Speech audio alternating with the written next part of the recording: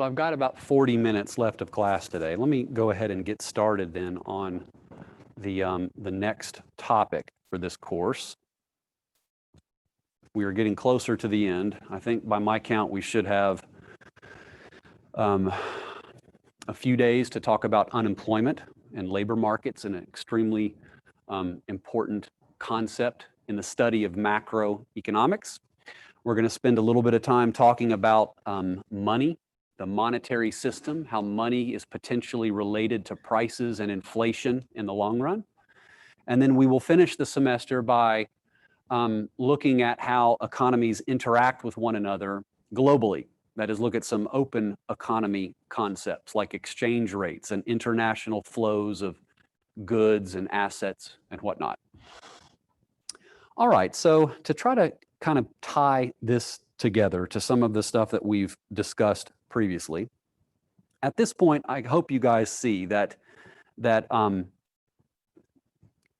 things like savings and investment for an economy are, of course, important because they help an economy accumulate capital over time, help workers become more productive, and improve our living standards in the long run. That's the essence of long-run growth. But another important factor that affects an economy's standard of living over time is also the unemployment rate. What do you guys think happens to a country's standard of living if a country experiences high unemployment for a long period of time, like during the Great Depression in the United States? What do you think happened to average living standards in the US during the 30s? They went down, right? Now, that, of course, is obvious. As more people are out of work, that's a huge factor of production in our economy. So fewer goods and services ultimately get produced, which means we're going to have lower GDP and therefore lower levels of income per person. I basically want to organize the discussion of the material in this section of the course in kind of two parts. The first thing that I want to do is just talk about what exactly unemployment is.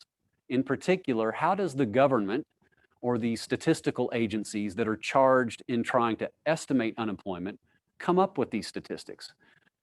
Okay, the number of unemployed people in our economy is not just equal to the number of people who don't have a job. Okay, there's a specific definition, an economic concept of unemployment that will be important for you guys to be able to understand and apply. So we'll talk today mainly about how the unemployment rate and some other labor market statistics are actually calculated. And then what I'd like to do is talk about why or what kind of problems emerge when people try to interpret those unemployment statistics. In other words, does the official unemployment rate always provide a clear picture of kind of the state of joblessness in our economy? Or is the unemployment rate, because of the way it is computed, sometimes give us a distorted view of the country's kind of joblessness situation? All right, so we'll talk a bit about the types of problems that the unemployment rate has in actually reflecting the state of joblessness in our economy. The second part of this section of the course is more theoretical, okay? What we want to do is try to explore some reasons why it is that countries always experience unemployment. It doesn't matter what country you go to, okay? The unemployment rate is always going to be a positive number. There is no country that has literally zero unemployment. Some countries have high unemployment, some countries have low unemployment. Even a given country tends to have high versus low unemployment that differs over time, okay? What you will not find is a country that has everyone working and zero unemployed. Why does that happen? Well, in order to try to provide some structure to the data that we see, what we're going to want to do is attempt to build an actual economic model that explains why unemployment kind of emerges in equilibrium, all right? You might imagine that the model that we're going to work with is going to be a fairly straightforward supply and demand application to the labor market, okay? So to try to explain unemployment, we're going to try to couch the discussion in terms of a supply and demand model for the labor market and discuss reasons why the labor market doesn't always go to an equilibrium kind of position where there should be no unemployment, right? If you think about it in terms of a basic supply and demand model, if the supply and the demand for labor are equal to one another, then the number of people who have a job should be equal to the number of jobs that are available at any given time, which means that unemployment should be close to zero, if not zero. Well, we know that unemployment is not zero. So there's something going on in labor markets that prevents those markets from clearing in a traditional sense. And we'll talk about several kind of impediments or frictions in labor markets that tend to cause unemployment. But that won't be until our next meeting, okay? So that's what we'll do. We'll talk about the data today, how to construct it, and then the theory of unemployment in the next class. All right, so we're going to begin by examining more precisely how the government, the Bureau of Labor Statistics, or the BLS in particular, actually measures or estimates our country's unemployment rate. Okay, so how they do this is similar to the way that they try to calculate the consumer price index. They have to do the hard work of getting on the phone and surveying a bunch of people across the country in a kind of a representative sample that is about 60,000 households every single month. Okay, now these officers at the BLS ask these survey participants a whole battery of questions about their job situation. Are they working? If so, how long have they been working? Have they been hired or fired from a job recently, et cetera, okay? These surveys, I should point out, are based on a particular group of the population. So they're not based on the entire population of the United States, but rather on something called the civilian non-institutional population, okay? You can basically just think of this as the working age adult population in the country, all right? So what that means essentially is people who are 16 years or older, so children don't get surveyed, obviously, and they are civilians, so they're non-military individuals, and they're non-institutional, so prison inmates, people who are patients at different mental hospitals, let's say, are not part of the civilian non-institutional population.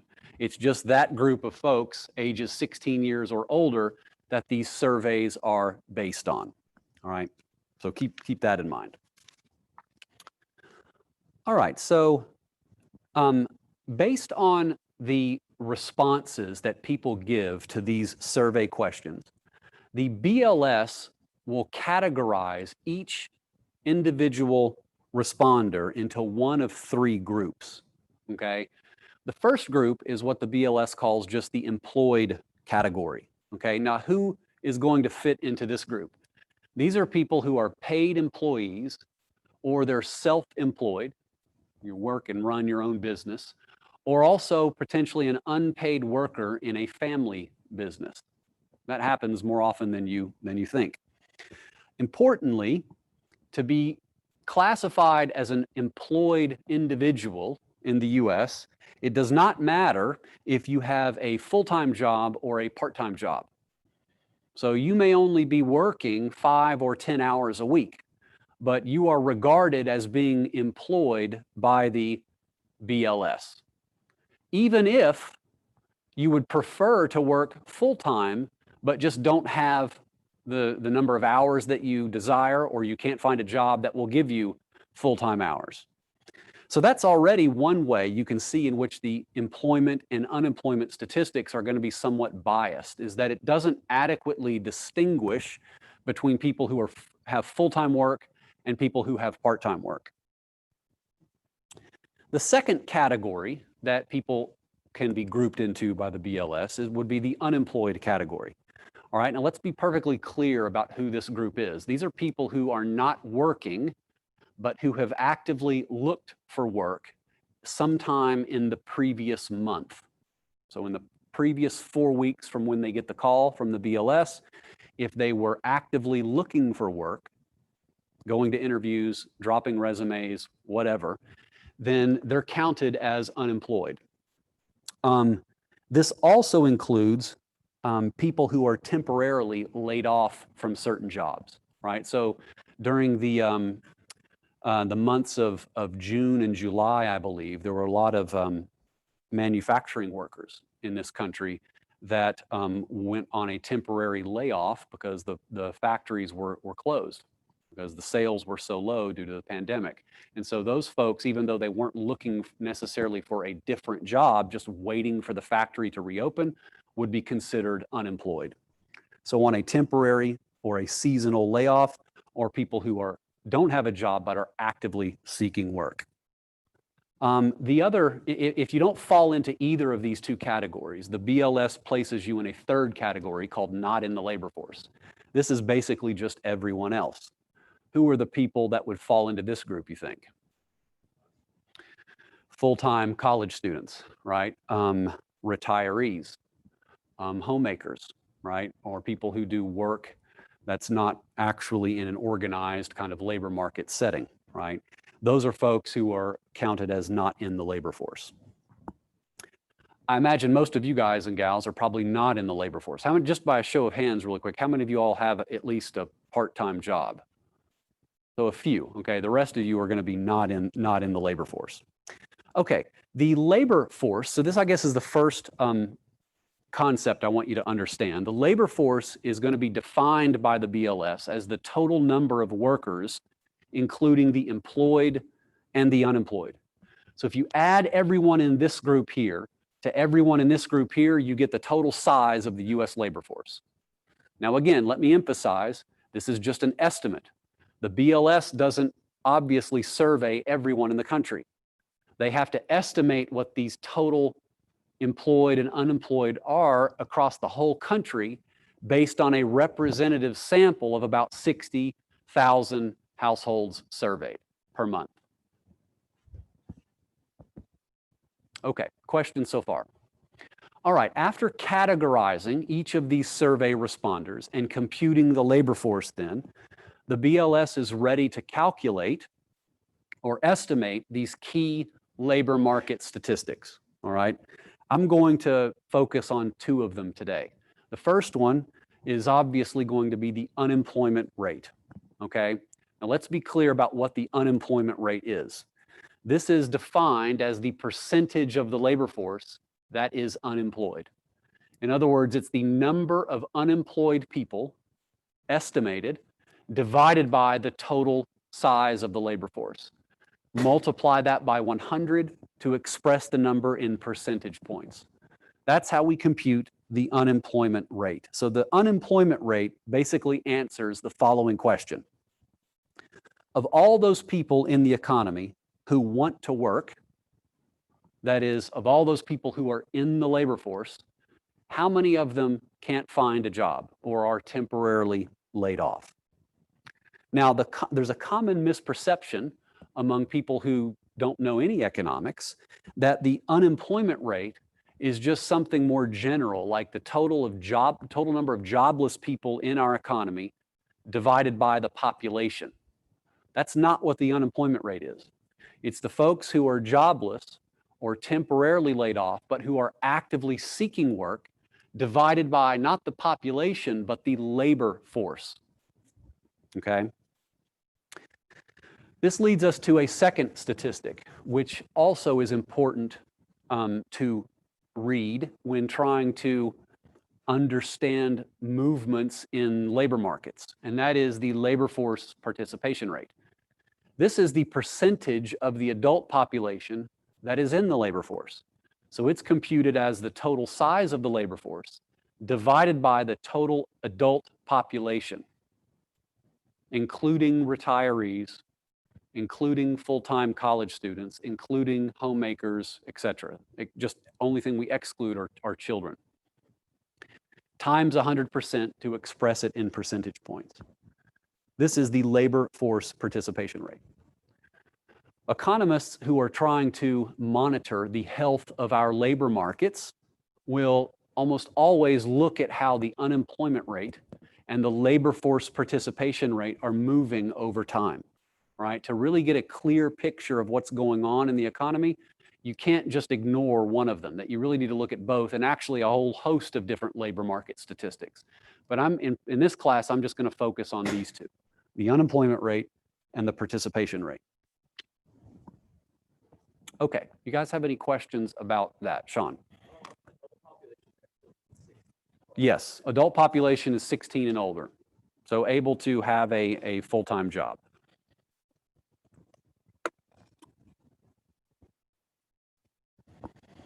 Okay, let me turn the table now and ask you guys to do some work here. And so in this exercise, I'm going to give you the following data. Now, this is actual data from the BLS that I pulled from their website in June of 2020. So it shows some statistics on the number of people employed, the number unemployed, and the number not in the labor force during that month. Now, remember, this was a month that was just a couple of months after the start of this pandemic, okay?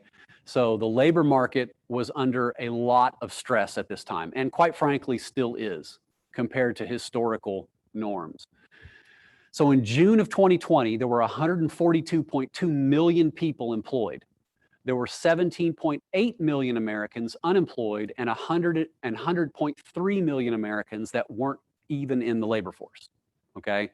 What I want you guys to do is take a couple of minutes to calculate for me the labor force, the unemployment rate, the adult population, and the labor force participation rate using this data. And put your answers on the next set of slides.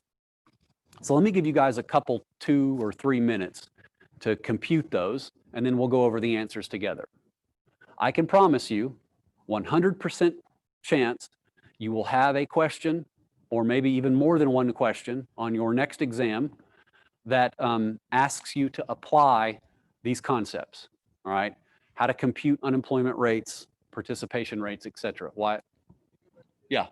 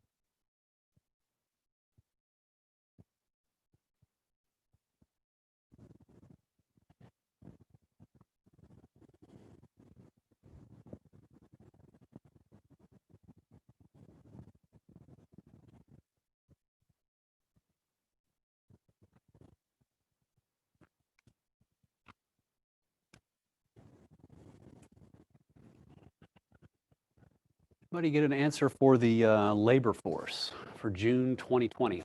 The labor force in the U.S.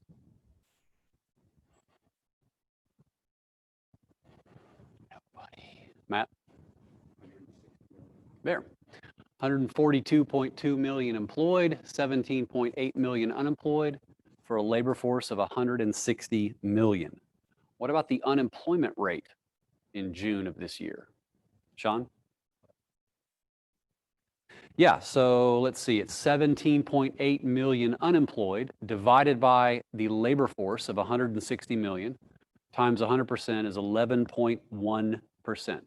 That's high, right? Historically, unemployment rates in the US have been, 5%, 5.25%, something like that. So during the early part of the summer, the unemployment rate in the US was really high as a result of the recession, obviously. What about the adult population? How can we get that? What's the adult population? Yeah. What did I get? 260.3 million? That's what you got? Yeah, so it's the labor force plus the folks that are not in the labor force, right? You add those two together and that gives you the total adult population. 160 million plus 100.3 million. And then what would be the labor force participation rate? Just 160 million labor force divided by the adult population of 260.3 million, giving us a labor force participation rate of 61.5%. Yeah, so not even 70% of the adult population is actively engaged in the labor force. Okay, questions about those, about how to compute those various statistics? All that clear? Okay. All right, so I'll tell you this, that economists and policymakers sometimes run into difficulty in trying to interpret these labor market statistics, okay? In other words, what exactly does the unemployment rate, the national average unemployment rate of 11.1% mean? Now, when I say problems interpreting the data, really what I mean by that is that the data that is seen in the previous exercise sometimes doesn't give a really good sense of the state of joblessness that certain groups of individuals in the economy actually experience, okay? In particular, the national kind of average unemployment rate can be quite uninformative sometimes about what the joblessness situation is for certain different demographic groups in our economy. That's just one problem we have in trying to interpret the unemployment statistics. In the next class, we'll talk about a few more, okay? Now, fortunately, the Bureau of Labor Statistics actually publishes more detailed data. If you scratch the surface a little bit, you can actually get more detailed data about the true state of joblessness among certain demographic groups, okay? And so that's what I want to spend the next few minutes talking about, all right? And that way you can get a better sense of whether or not 11% unemployment is actually accurate for everyone or for just certain types of individuals, certain groups of individuals. I've sliced the data a few ways here that I think are interesting, okay?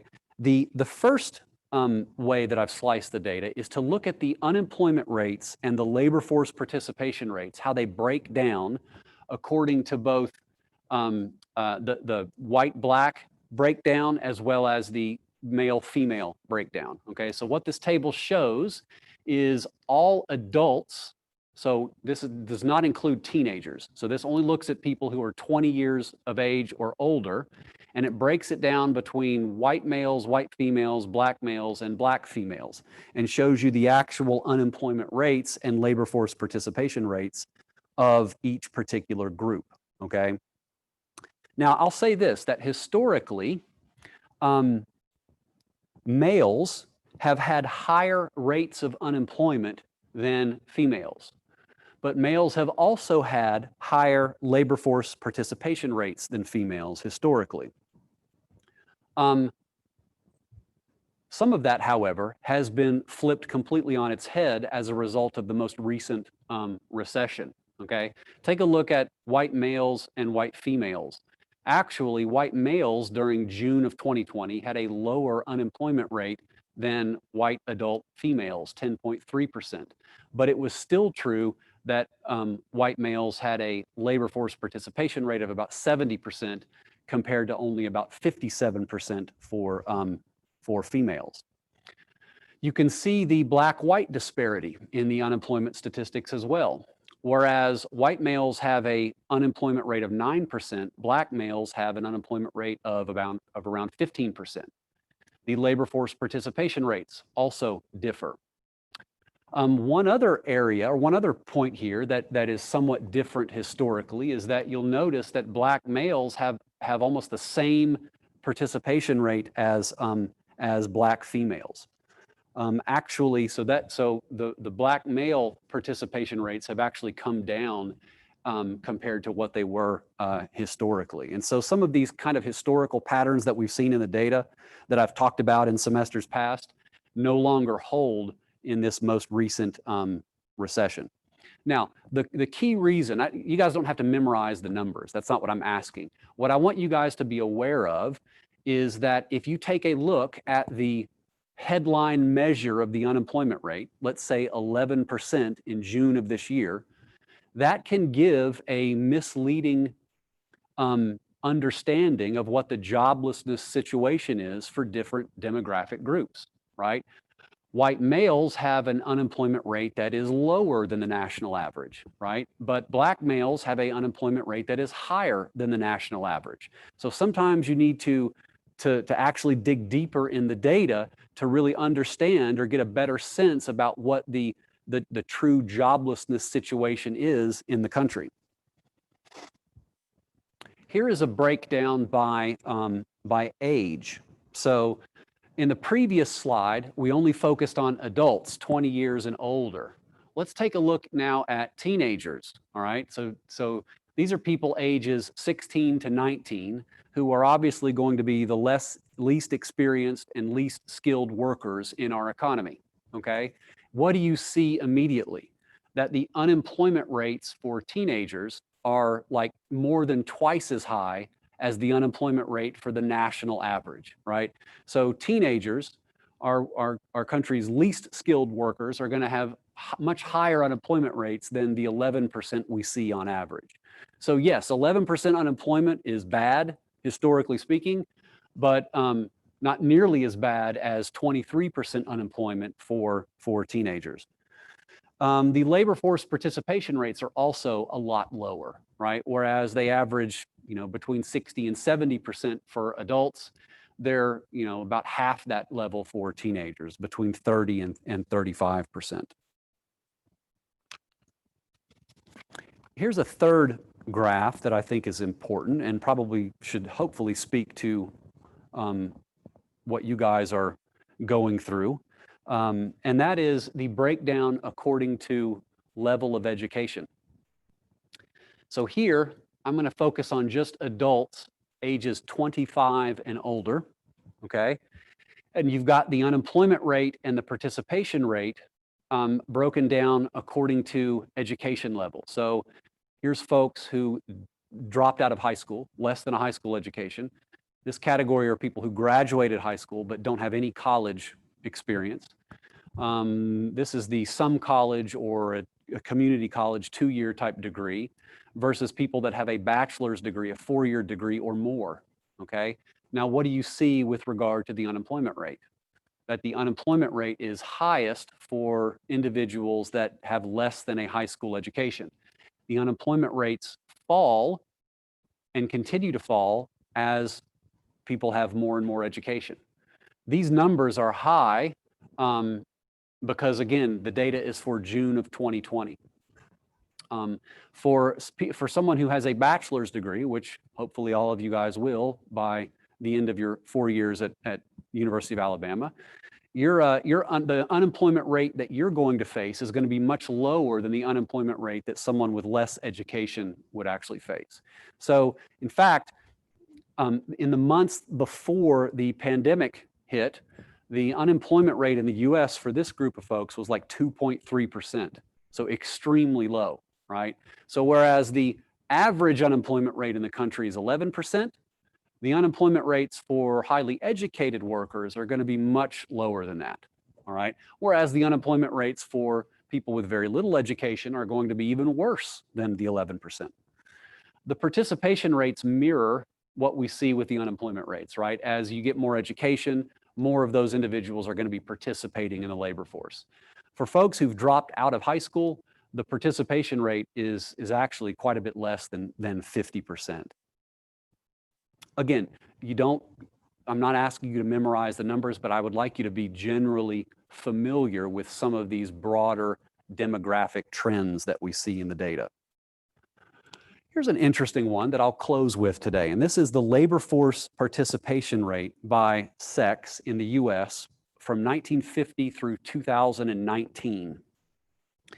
So this shows how the participation rates have changed over time. The blue line is the male labor force participation rate, and the red line is the female participation rate. What do you see with the male participation rate? Back in 1950, about 87% of adult males were active in the labor market. That has trended down over time and has kind of leveled off a little bit at about 78% or so, at least up until the most recent recession.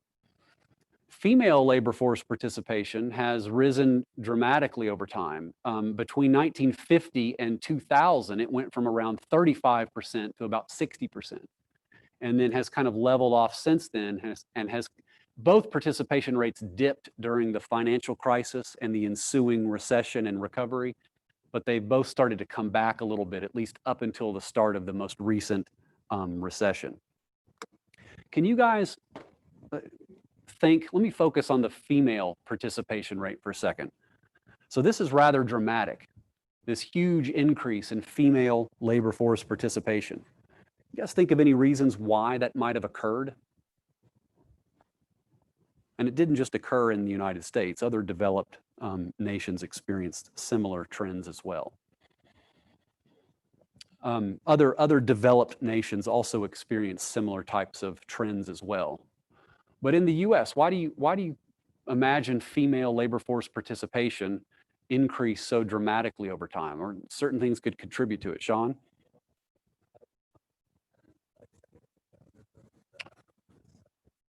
Yeah, so I think that's appropriate. Certainly, there are cultural kind of influences, right? The gender equality type issues, right? And so that could help promote more women in the workforce. Any others?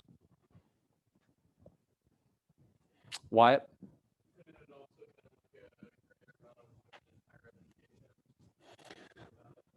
Yeah, I think that's a really good explanation. Why, you think?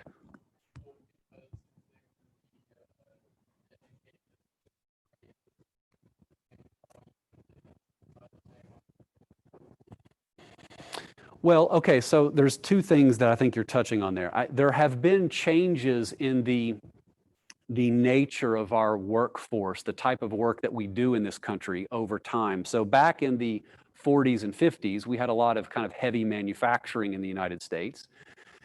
That's no longer necessarily true, right? So I think today we have more work that is maybe more amenable or more preferable to a wider class of individuals. And so I think that's one reason why more females are trended in the labor force over the last part of the last half century.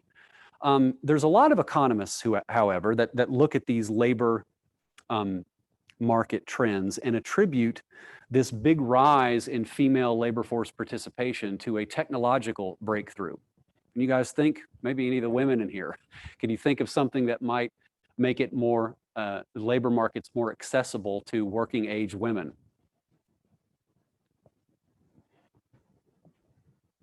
Silence, no guesses at all. How about birth control, the pill in particular, right?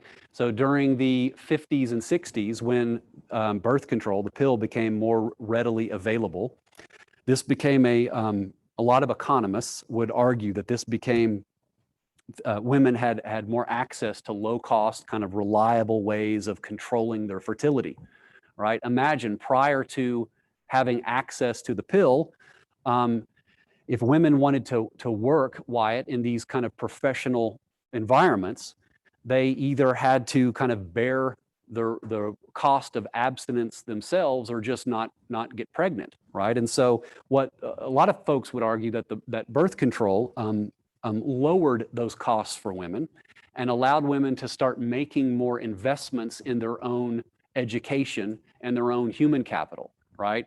Which is why today we see across all of these different professional industries a huge percentage of females participating, whether it's in medicine or law or accounting or real estate or insurance or whatever.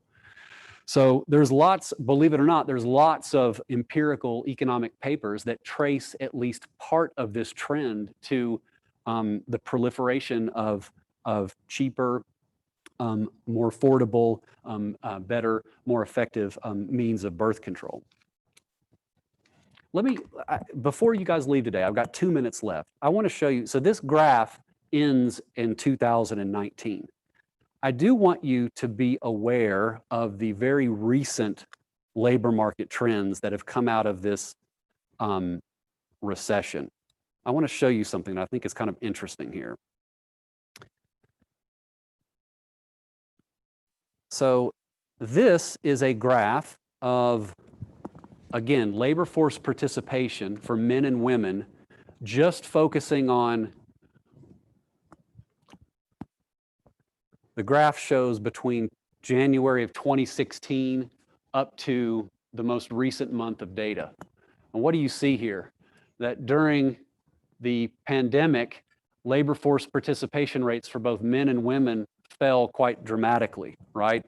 They went from about 57.9% for women and 69.3% for men, down to about 54% for women and 66% for men.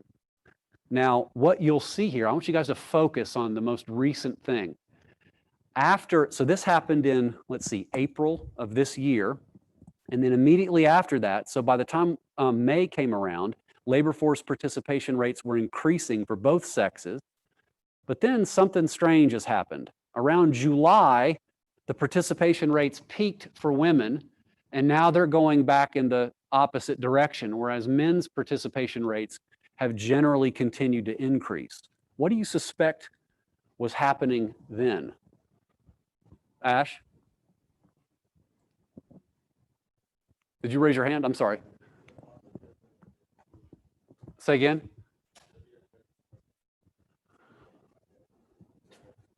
Yeah, so I think during, I don't know this for certain, but I suspect some of this can be explained by, in August, when lots of kids are supposed to be going back to school, and maybe many schools are shut down and daycare centers are closed, that unfortunately women are bearing more of the cost of staying home and watching the kids or educating the kids at home rather than the men or the fathers. And so we've seen this really recent trend of declining participation rate for women, but at least somewhat rising participation rates for men.